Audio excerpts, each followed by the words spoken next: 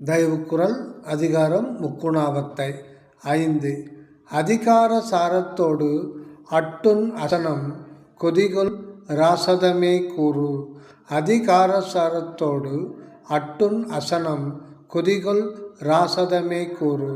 ரசோகுண விருத்தி செய்து கொதிப்படையச் செய்வது மிகு காரசாரத்துடன் பாகம் செய்து உண்ணும் ஆகாரமே ஆகும். அசனம் என்றால் அன்னம், சோறு. அதிகாரம் என்பது மிக காரச்சுவை அல்லது அகங்காரத்தால் உயர் பதவி காரணத்தால் வந்த மனோ எழுச்சியால் பிறரை அட்டு அதாவது வருத்தி உண்ணும் ஆகாரமும் அதிகார சாரத்தோடு கூடியதாம். இந்த ஆகாரங்களெல்லாம் ராசத உணவே ஆகும். சுவாமி சரணானந்தா. தயவுக்குறள் முக்குணாவத்தை 6.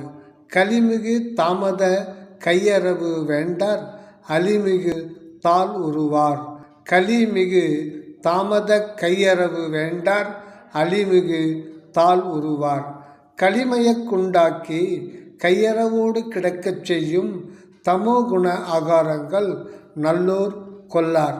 நல்லவர்கள் அலிமிகு அதாவது நிறை அன்புடைய இறைவன் திருவடி அடையக்கூடியவர்கள் ஆவார்கள்.